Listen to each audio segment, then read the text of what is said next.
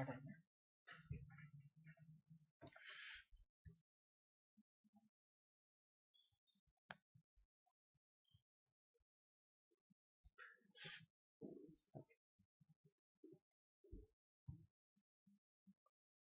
Good morning, all. Um, so today's topic will be on laser surgery and cryosurgery. So where are these lasers used in ENT, and what are the indications in which what are the types of lasers you use in ENT, and what are the different types, and what are the indications for each and different types of lasers and cryosurgery. So coming to the laser surgeries in ENT. So first, what is the laser? It is light amplification by stimulated emission of radiation. That you have to remember. It is very important.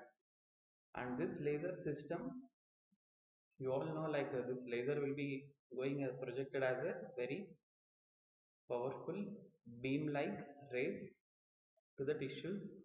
Okay, where there is indicated for surgeries. And this system, it composes of a compact tube in which the medium of laser can be filled. So in this compact tube, different types of lasers which are selected for that particular surgery, that should be filled. And then during surgery, you can do with the help of a normal direct laser surgery or a microscopic surgeries also. So you need to have a foot control to use this laser surgery. So your foot control will be there, but with the help of that, you need to deliver the laser. So the principle of this laser being, as soon as this laser is being delivered to the tissue, it first vaporizes the tissue and then it cuts the tissue. That is a precise incision, and then the blood vessels, it coagulates the blood vessels so that there will be minimal blood loss during the surgery. The site of surgery can be clear because the blood vessels are being coagulated and there won't be blood loss. And then finally break, and it also breaks stones in surgeries like lithotripsy, and it destroys cancer cells also. So these are the, this is the short, in short, this is the principle of laser. So vaporization of the tissue, cutting the tissue, and coagulation of blood vessels. So now we'll see what are the types of different types of lasers we use in ENT. And before that, this is the principle of laser. So spontaneous absorption. If you see the first diagram, you can see spontaneous absorption by the tissue, and then this, and then emission, and then stimulated emission. So this is the different phases. So how does this laser principle work?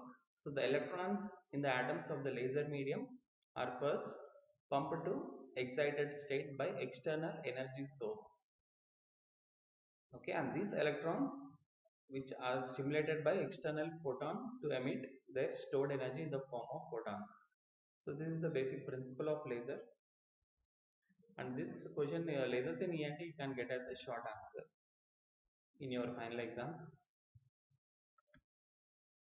So these photons now strike other excited atoms to release even more photons, and these photons move back and forth between two parallel mirrors. That is called light amplification. Okay, so this is the principle. And then if you see what are the types of lasers you use in ENT surgeries, there are two. See, these lasers are of two types. One is a solid type, and the other one being the gas types.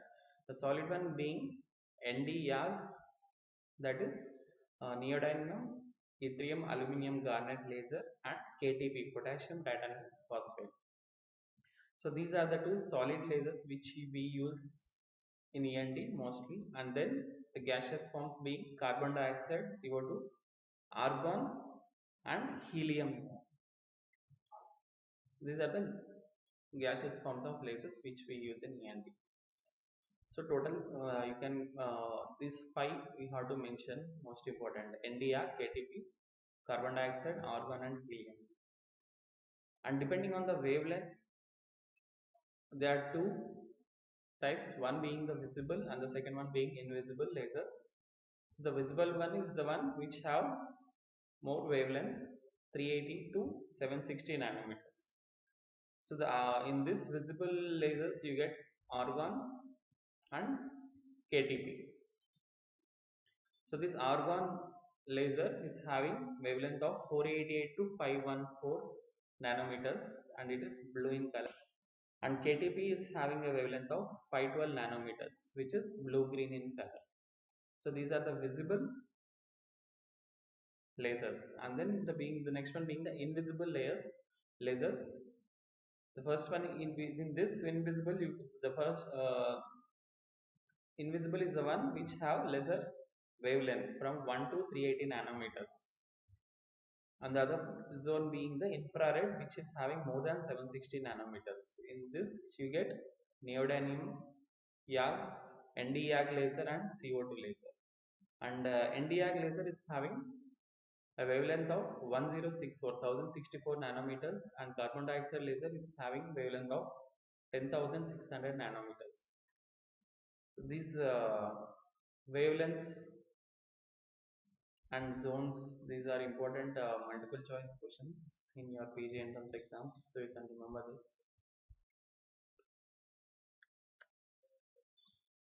And coming to this in brief about all the types of lasers, the first one being argon laser, which is a gaseous and having a wavelength of 600 to 488 to 514 nanometers. So this argon laser can be delivered by optic fibers and it is used mostly in vascular lesions. So the vascular lesions like hemangioma and telangiectasia.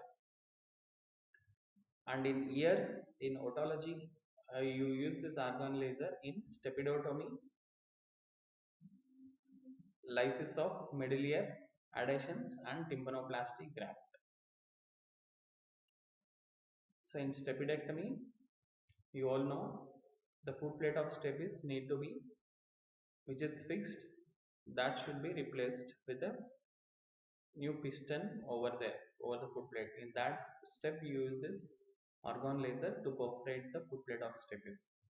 And then it is used in lysis of medullary adhesions. So medullary is a very small cavity where many diseases can cause adhesions being formed in the medullary cavity, and those adhesions can be removed with the help of argon laser. And in tympanoplasty, you put a graft for this tympanoplasty and mastoid surgeries, and that part in that procedures you can use this argon laser. The next one is a diode laser, the wavelength being 600 to 1000 nanometers, and it is a little bit less expensive. It is a cheaper laser which can be used, and it is used in turbinate reduction. So what is this turbinate? mucosal mucosa swellings which are present in the either side of your nasal wall, lateral wall of nose. So in some patients who are having a very big turbinates, you need to reduce the size of the turbinates by doing a turbinectomy. So here in these cases you use a diode laser to reduce the size of the turbinate. And in dactylocystorhinostomy. So what is this dactylocystorhinostomy? The patients will be presenting with discharge from the eye, okay, punctums of the eye, because of blocking of the nasolacrimal system or the duct or the sac. Okay, nasolacrimal duct is blocked, and because of that the tears will not enter into the nose. The tears will be coming out from the eyes. In such cases you need to do surgery for the nasolacrimal duct and the sac surgery. So that surgeries you use this diode surgeries. And in tonsillar ablation, so in many, most commonly we perform this tonsillectomy. So you have to ablate the tonsil tissue with the help of diode laser. You can do that. and these also can be delivered through optical fibers. So this is the diode lasers. And KTP, potassium titanyl phosphate 532 nanometers. This is used in endoscopic surgeries through handheld probe delivered through optical fibers. So endoscopic sinus surgery is done for sinus surgeries. Okay, anterior skull base surgery or all the paranasal sinuses related surgeries. Here you use KTP lasers, and in otology use for in during stepidotomy as we discussed initially. In nose, that is in rhinology, use it for fez and epistaxis. So bleeding from the nose from any particular region, you can ablate the tissue or you can coagulate the vessels with the help of KTP laser. And turbinate reduction also can be done with this, and telangiectasis. And in oral cavity, you can go with this leukoplakia, erythroplakia, and T1, that is tumor stage 1 lesions. So all these are the malignant. Leukoplakia and erythroplakia are the pre-malignant conditions of oral cavity, where that specific site which is affected with this leukoplakia or erythroplakia, after taking a biopsy, you need to remove that patch, or you have to remove the lesion in the oral cavity. That can be removed with the help of KTP laser. And in T1 lesions, that is first grade tumors, malignant tumors, can be excised or removed with the help of KTP lasers. And advanced tumors for debulking, can also use it for huge advanced tumors like T3 and T4 stage. And SMF, submucosal fibrosis, for treating trismus. Trismus is a condition where the patient is feeling difficulty in opening the mouth. So this trismus, it is due to submucosal fibrosis in the oral cavity and oropharynx. In such cases, this submucosal fibrosis, the fibrotic bands should be released with the help of KTP laser. Okay, and after that, releasing this submucosal fibrosis, then the trismus will conceive. And then UPPP, that is ovulopalato-pharyngoplasty. It is the surgery done for snoring and sleep snoring or obstructive sleep apnea syndrome.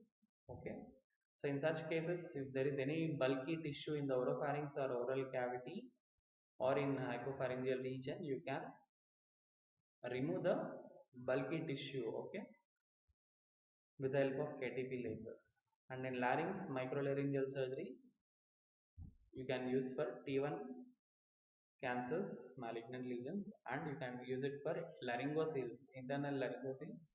And if there is any stenosis of the larynx, that is, if there is any condition causing this excessive stenosis which is blocking the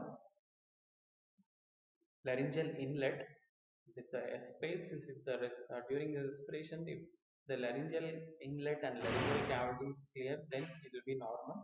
Whereas the stenosal larynx, the patient will complain with stridor, and in such cases you can do a KTP. You can release the stenos part with the help of KTP laser.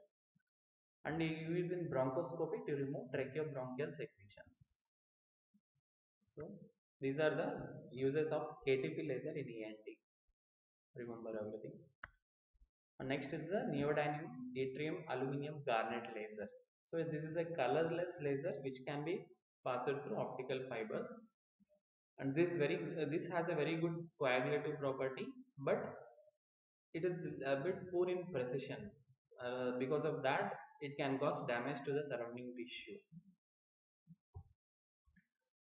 and it can be used along with CO2 laser also. Obstructive malignancy, uh, it is used in obstructive malignant trachea, bronchi, and esophagus. If there is any obstruction or any malignant conditions which are blocking this cavity of the narrowing of this trachea, bronchi, or esophagus, you need to use this Nd:YAG laser to remove that. And it is also used in vascular lesions like telangiectasia.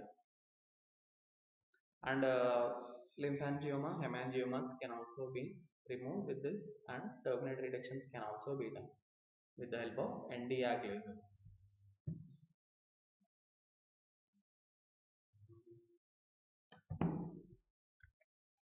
And most important, laser in ENT is among the five most we use it.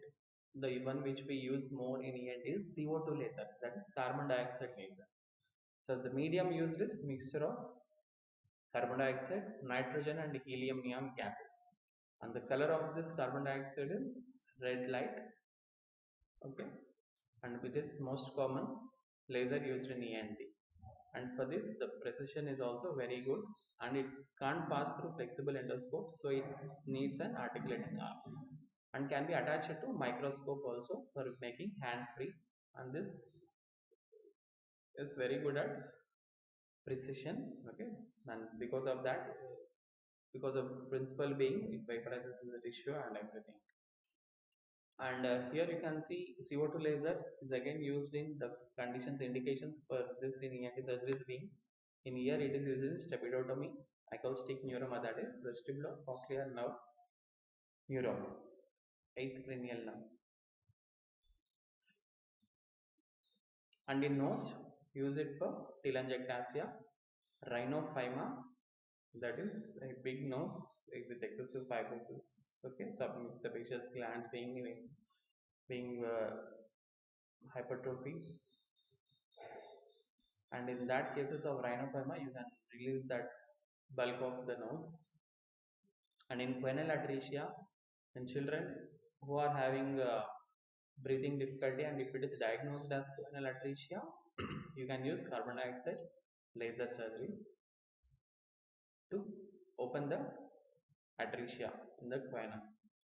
And it is also used in turbinate hypertrophy. So to reduce the size of the turbinates, CO2 laser can be used. And in oral cavity, as we discussed, leukoplakia, erythroplakia, these are the pre-malignant conditions. If you are not taking care or not treating that pre-malignant lesions, you can end up in malignancy. So initially, as soon as you diagnose, you need to treat that. And small superficial cancers, and it is also used in debulking of large tumors. And in oropharynx, it is used in recurrent tonsillitis and stage 1 tumors of oropharynx.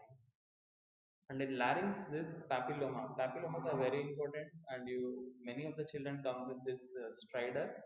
And when you go with a clear history and examination with the help of laryngoscopes, you find papillomas in the laryngeal area, mostly in the glottic and subglottic region. You find this papillomas, and that papillomas you need to remove for the patient to get rid of the stridor. So that papillomas are being removed with the help of carbon dioxide laser. And laryngeal webs, if there is any web, anterior web or posterior web present in this larynx, you can release the webs with the help of CO2 laser. And all these laryngeal surgeries are done with the help of microlaryngeal surgery. So you have to you have to see the structures where you are operating with the help of microscope, and with the help of foot control or arm control, you need to project this laser to the site where it is being removed. And stenosis of like subglottic stenosis or sometimes supraglottic area stenosis also you can remove with the help of carbon dioxide laser. And leukoplakia of vocal cords and arytenoidectomy also can be done. In some cases of this abduction, you can get arytenoid. You have to vocal cord palsy cases, you need to do arytenoidectomy. And for even basic T1 stages of cancers also you can remove. And trachea and bronchi it can be used for debulking of malignant tumors. So these are the various types of lasers used in ENT, and what are the indications of those in particular. Okay. So if you see finally, if you compare this most importantly, carbon dioxide laser, Nd:YAG laser, argon laser, KTP laser, wavelength is important, and tissue penetration, tissue absorption, coagulation, cutting effect. If you see, carbon dioxide laser is having good absorption, and tissue penetration is low, and coagulation is low, and cutting effect is high. And for Nd:YAG laser, tissue absorption is low, tissue penetration is 4 mm, and coagulation being high and cutting effect is low. For argon, the wavelength is 488 to 514 nanometers, and it is tissue absorption is selectively high in blood medium, and tissue penetration is 1 mm, and coagulation is medium and cutting is low. And KTP is also the coagulation being medium, cutting low, with wavelength 532 nanometers, and tissue absorption is selectively high. So this table is important. After you can write this in short, and then later you can write all the indications used for different lasers used in different ENT surgery. Okay, next coming to what are the advantages of lasers. Okay, so these advantages, basically you do surgery with the help of normal conventional techniques using some knife, blade, all these things. And recently in ENT they are using some more advanced instruments like micro debriders and population techniques and all. So coming to what are the advantages of laser from all those things. So these lasers are easy, and they cause easy ablation and rapid ablation of the tissues than the other techniques, surgical techniques. And because of this excellent, these lasers are having excellent hemostasis. All other surgical techniques, you have a good amount of huge amount of blood loss, whereas the surgeries where you are using lasers, there is a very good hemostasis because of the coagulation of the blood vessels, and the surrounding tissue damage is also less because of its precise cutting, and minimal post-op pain and edema due to action of peripheral nerves. Okay, and the recovery will be faster in lasers, and they block lymphatics to prevent metastasis. These are the advantages of laser when compared to other conventional techniques and other advanced techniques. There are few disadvantages of lasers also. Because of these disadvantages, you can't use lasers everywhere in all the surgeries in all the institutes. The cost being higher, and maintenance of laser is also very expensive, and they need special training for using of these lasers. And biopsy can't be taken because the tissue is damaged. And there are many hazards if you are not using the lasers without any special training. So before using a laser, before you start using laser in your hospital or clinic, you have to undergo a laser special training. In that you will be teaching everything about what are the hazards of lasers, and what are the things you need to, what are the complications of using these lasers, and how to overcome the complications. So the hazards of using these lasers being endotracheal tube fire. Okay, because you are sending a beam, and where this endotracheal tube is having all these anesthesia gases and oxygen, nitrogen and all, so there is very high risk for ET tube fire. Okay, and electric shock and eye injury, skin injury and mucosal injury is very more. So you need to take extreme care to prevent all these hazards and chemical hazards. Okay, and plumes. And sometimes if you are not doing properly, that can go, if you are using high beam or something, that can damage vocal cords in laryngeal surgery. And if you are doing some bronchial or tracheal surgeries, there are chances for tracheal perforation also. So you have to be very, very careful before using lasers. And there are some universal safety precautions which everyone should take before this laser surgery is being done. So all institutes, so many institutes will not be having these lasers, and if there is a permission to do laser surgeries, that institute should follow very extra safety precautions to prevent from the hazards of lasers. So that education and training of the staff. See, in surgery, not only the surgeon, so many people will be helping the doctor, like this staff or nurse, staff sisters or boys and all, and mainly anesthetist doctors will be beside us, and the nursing staff, technicians, everyone. So not only the surgeon, everyone should be trained before using this laser techniques, who are all present in the operation theater. Everyone should be know some information regarding the use of lasers and hazards and how to protect the complications of lasers. And all the members should be, the eyes should be protected because of the high beam. There can be damage to the eyes. That should be, eyes should be protected by using the glasses.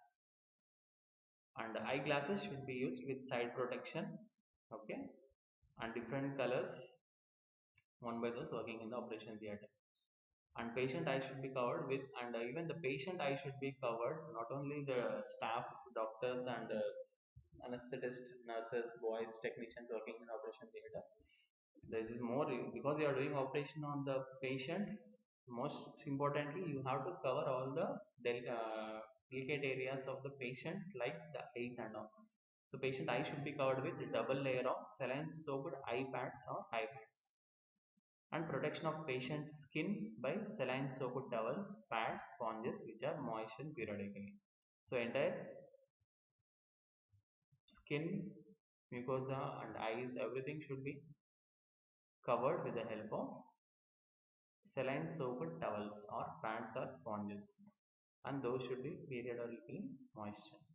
And evacuation of smoke reduced by laser vaporization of tissue by using suctions. So when you are cutting the tissue, there is a smoke, okay, which is being coming from the site of surgery where you are doing. So that smoke will obstruct the vision for the doctor. So that smoke should be evacuated with the help of suctions. That will be done by nurse staff.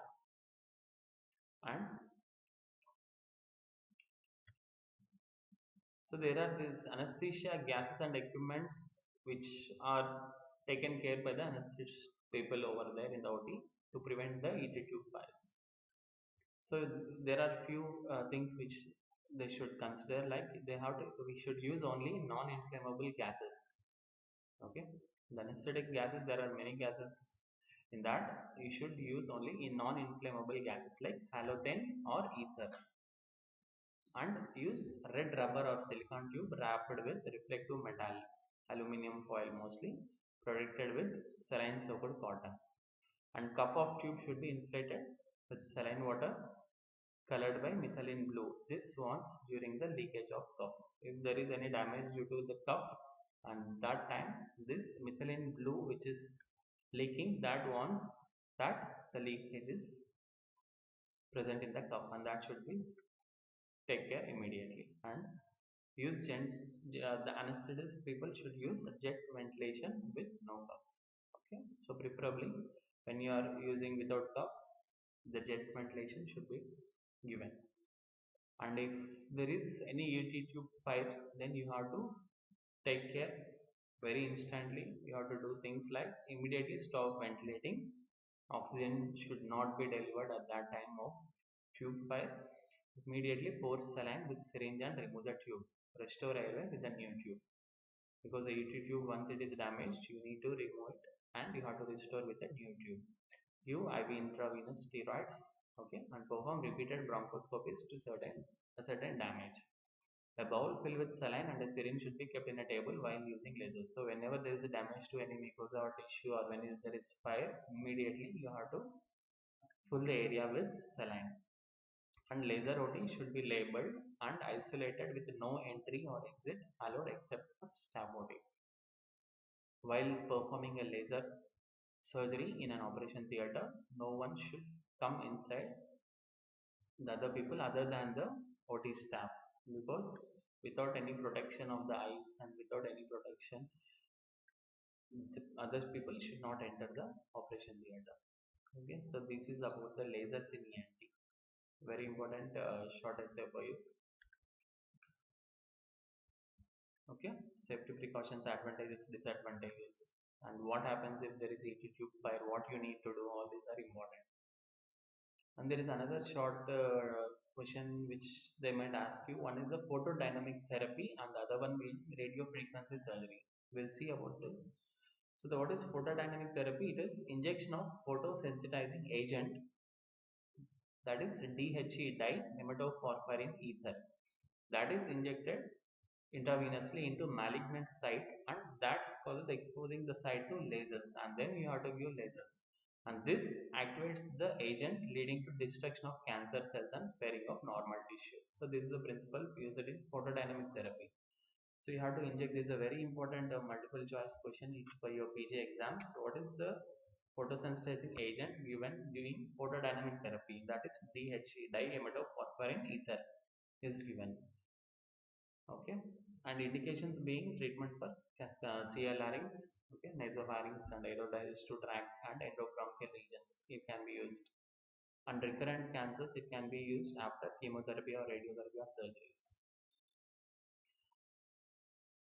And photosensitivity is high, so you need to wear a sun protective clothing and avoid exposure to sunlight.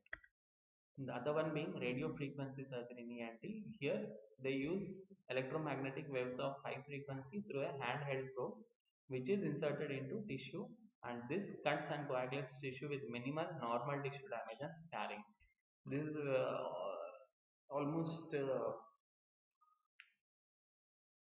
so many people are using nowadays. ENT surgeons are using this radio frequency surgeries in ear, nose, and throat. Mostly it is used in nose and neck, nose and throat cases. For even for tonsillectomy, turbinate reduction, this has become the most top priority instrument using nowadays. And indications: turbinate and surgery on soft palate for sleep apnea and snoring, and for tonsils, and used also for in base of tongue and lingual thyroid cases also. Okay, and most commonly it is used for tonsillectomy, myringotomy, microlaryngeal surgeries, and treatment of rhinophyma. So indications you can write it easily, but the thing what you have to remember is the principle of use of electromagnetic waves of high frequency that cuts and coagulate tissue with minimal normal tissue damage and scarring. So this is the thing which is helping ENT surgeons to choose this radio frequencies in ENT, because the lasers are very costly, and the mechanism, the skill, everything is important. But for radio frequency, it is a little less compared to lasers. There is another important thing called hyperbaric oxygen therapy, HPOT in ENT. This is nothing but intermittent inhalation of 100% oxygen in a chamber with pressure above 1 atmospheric absolute. Okay, intermittent inhalation of, they give a 100% oxygen in a chamber, so that uh, this in hyperbaric oxygen they give this 100% oxygen, and in indications you use it as adjunct treatment of sudden sensory neural hearing loss, and that is in patients with sudden sensory neural loss greater than, if the patient has come with more than 41 decibel hearing loss within 14 days of onset, and if you give hyperbaric oxygen therapy at a 2 to 2.5 atmospheric absolute for 90 minutes daily for 10 to 20 sittings, there is increased amount of oxygen in tissue by diffusion, and that results in decreased results in increased hearing loss. Okay, it is also used in tinnitus, noise induced hearing loss, acoustic trauma, malignant otitis externa, one of the most important indication for HBOT. Malignant otitis externa, non-healing wounds, compromised skin grafts and flaps, crush injuries, carbon monoxide poisoning, and decompression sickness. These are the indications for hyperbaric oxygen therapy. The other important thing is cryosurgery.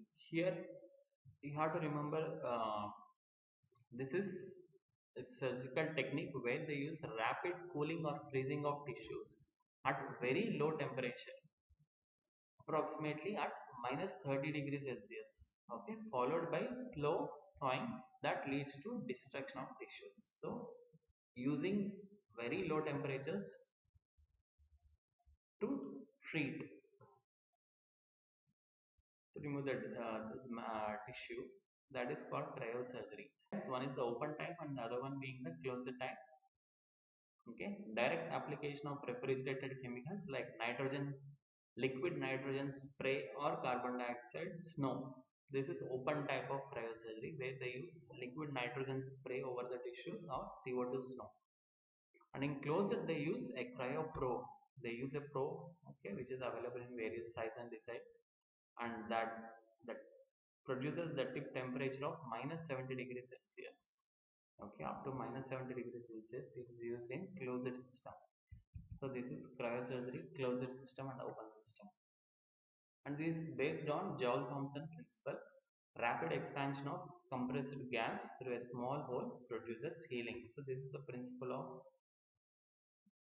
cryosurgery. Joule-Thomson principle, that is rapid expansion of compressed gas through a small hole produces healing. And gas used here are liquid nitrogen, nitrous oxide and carbon dioxide. Liquid nitrogen is used, nitrous oxide is used and CO2 is used. And indications being head and neck tumors, benign vascular lesions, premalignant lesions, reduction of turbinates, allergic rhinitis and tonsillitis. This is about few indications in cryosurgery, and also used in herpetic aphthous ulcers in oral cavity, Meniere's disease, rhinosporidiosis, nasal polyps, epistaxis. And here the pathology being tissue destruction by intracellular dehydration, and then denature of lipoproteins, thermal shock and vascular stasis of arterial and venous blood, and cryoimmunization, that is formation of antibodies against tissues. So this is the pathology behind this cryosurgery. And this procedure is done under local anesthesia or mild sedation. There is no need of complete anesthesia. And if you do complete anesthesia, there will be numbness of the tissue. Freezing causes numbness. Cryoprobe is applied for 2 to 8 minutes, which leads to rapid freezing depending on the extent of surgery and type of surgery and the area. You depend on you starting from 2 minutes to 8 minutes. You can deliver this cryoprobe, which leads to rapid freezing of the tissues, and this free tissue is allowed to thaw slowly. And then procedure is repeated once or twice, and healing by secondary intention with necrotic stump fall in 3 to 6 weeks. So within 3 to 6 weeks, complete healing is done. And the advantages of cryosurgery being it is a safe surgery, no need of general anesthesia, and you can do it under OPD, outpatient department procedure, and no excision is needed. Okay, because just you deliver a freezing temperature to that area will degrade this tissue, and it is a low cost and it has minimal side effects and can be tolerated by any people, elder people or small children, and can be used in managing bleeding disorders. Okay, and there will be no hemorrhage also. And disadvantages being excision biopsies are not possible with the help of cryosurgeries, and it can't assess margin of tumor. Okay, and it needs multiple sittings, whereas the surgery laser or something, if patient comes in a single sitting, that is sufficient. But whereas this cryosurgery, it needs multiple sittings like radiation therapy or chemotherapy. The patient has to come regularly to the outpatient department for taking this, and the depth of the freezing is unpredictable. You can't see the depth, up to what depth is freezing of this tissue is being done and all during surgery. And it causes skin pigmentation and loss of hair due to destruction of hair follicles. Hair follicles are being damaged, that can cause pigmentation and hair loss. So this is about cryosurgery. So today this lasers in ENT is very important, and cryosurgery is important, and radio frequency in ENT and hyperbaric oxygen therapy, all these are covered. Okay, thank you.